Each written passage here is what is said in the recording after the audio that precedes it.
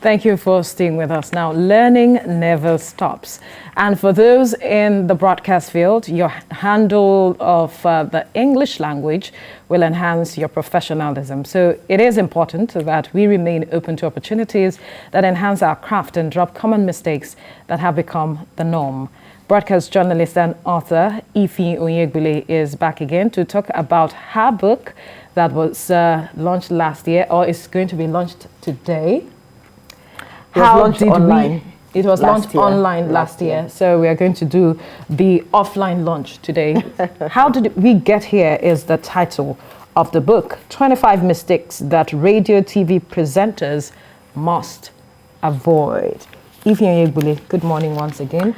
Happy birthday. Thank you. It's such a heavy day for me, but sometimes I just try to play down on the birthday, because we have children. It's also Children's Day. Normally I mark the day with children, but today I'm just wanting to focus on the book. And I just want to say, let me just use this opportunity. I'm so excited, I want to say thank you to TVC for this opportunity. It's quite rare for you to find a station that says, look, we need to do this and help project what it is that someone is doing. So when I call this place home and people wonder, what's this, why are you so tied to TVC? I say, look, you have no idea how long we have come. It's home to me, and I'm grateful for the opportunity. All right, let's focus on this. How did we get here? This seems to be the question on the lips of everyone these days. When you look at even the situation in the country, everything, how did we get here? And I'm wondering why you thought it necessary to come about this book at this time when you look at the broadcast industry. Okay, first I'll talk about the title. For those who know me, yes, I talk a lot of politics. I'm always discussing politics. And at the end of it, each time I talk, I'm just wondering, how did we get here? Do you understand? Then I look again at my primary constituency. I'll call it broadcasting. That's where I hold sway as it is. So many things happen in the profession. When I go to whatever part of the country, whenever I travel, I tune into radio stations, I watch TV. And it's not to say that I'm watching or listening to look out for mistakes, but those things just happen. You see it, you hear it, and you're wondering, are these people trained? Then again, that you're trained does not mean you won't make mistakes. That's the truth. But there are some mistakes that are actually not pardonable as it is, like mispronouncing people's names and all of that. And you see a lot of that happen today. So I said to myself, why not sit down, put your thoughts together? Because while growing in the business, by the way, I've done a mere 21 years in the business. It's not mere. How old is our democracy? You understand? Don't go there.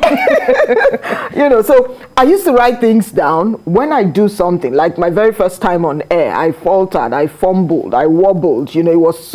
It was bad. It was 2 good hours on radio, but I messed up. But it didn't stop me. I learned from those mistakes and I moved on. So, and that's the point. Learning from mistakes, which a lot of persons don't seem to get. Because these mistakes are supposed to be building blocks for you, but how do you see it? How do you interpret the mistake you have made? And that's a major issue here, which this book is trying to portray. Exactly. And the young people of today, many have chips on their shoulders. You find someone is trying to show you something, to say, do it this way. I remember years ago presenting, I think we had a program on TV, and I had Mr. Yori Folari. He wasn't with TVC at that time. He used to watch from outside where he was. He would call me to say, Ify, what was that word you pronounced? This is the way to pronounce it. Go and check this word. And I won't say because I didn't like it, or there was no way I didn't like it. All I would say is, thank you, sir. I'll pick up my Daniel Jones. I'll check it out. Right. And there were some other persons who were doing the same. But today, you find that when you try to correct some of the young people we have today, they're so arrogant about it. What do you know? Why would you want to correct me? That's old school. We're in this industry together. So I think that people need to go through that tutelage. You need to go through learn the ropes and understand what it is that, even after 21 years, I still make mistakes and people still correct me. People who know better on the job. You mentioned something that is very key. Learn the ropes. How many persons are willing to learn the ropes, deliberate to learn the ropes? Yes, because everybody is in a hurry to want to be on air, to want to get on the microphone, because to want to be can known. Present. That's one of it. No, it's not possible. Everyone can't be a presenter. That's what they believe. That's what they believe. But it is not possible for everyone to be a presenter. I had a mate in my class when I did the basic presentation course. He had one of the best voices. For those who know the man called Femi Sowolu, this guy is what I'll call the younger version of Femi Sowolu. You know, he had this very thick, very rich voice. But there was something, and he was not ready to work on it. He had the H intrusion. He was just butting in each time he talked and had to pronounce the word that had the H in it, and it was so pronounced. But they said to him, you can work on yourself. But he didn't have that patience, that discipline to say, I need to work on myself to expunge this H. He would have been one of the best things to happen to broadcasting today, but he fell by the wayside. So what I'm trying to say is, not many of them are ready. And that's why I say to them when I train people to say, do you want to take off and get steady in the air, or you want to take off and crash land? And that's why you find also that not many of them stay the long course in the business. They say to you that many are called, but very few are chosen. It's not about the beautiful face to go on TV. It's not about the good voice to be on radio. It's about that content and the way that you deliver it. And there's the need to have or develop capacity, and that's where training comes in. Exactly, exactly. And there are so many trainers all over the place. You have the Radio Nigeria Training School. I hear there's a training school that's operated by channels. You have the Bimbo Loyedes of this world running trainings. You have the Funke Treasures of this world running trainings. I do trainings. You have Anyofe Olua, the diction coach. There are so many other people who run trainings. You don't look at these people and say, I have a senior. She was my senior in school, and she says to me, Ify, I want to sit in your class one day. Not because I don't have an idea what you're going to teach, but every day we'll learn. I still learn, Veronica. Humility. I still learn. I noticed that you included pictures of veterans. Here, Tina, Aina Badejo, I saw pictures of even Femi Sowolu, Bimbo Oloyede, and I'm wondering, was this a deliberate, or was it intentional, such that perhaps people learned that these people walked this path and are successful? I had conversations with these people. We called it the candid conversations, where we went to them. Because sometimes when you keep saying these things yourself, these young ones wonder, they're like, this is old school. And I said to them, the old school is always the best school. I'm glad that I passed through that old school, okay? And that's why I'm where I am today. So it's a little of yesterday that's blending with what it is that you have today.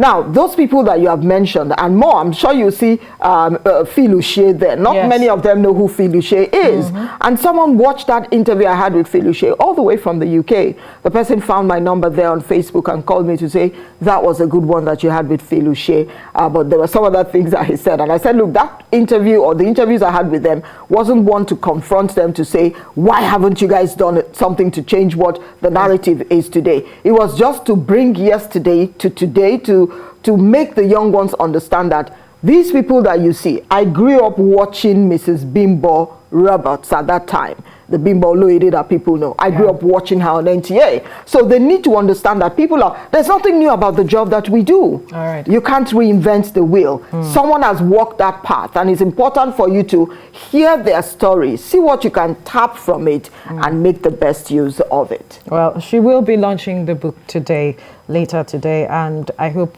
you will be there. That's those watching.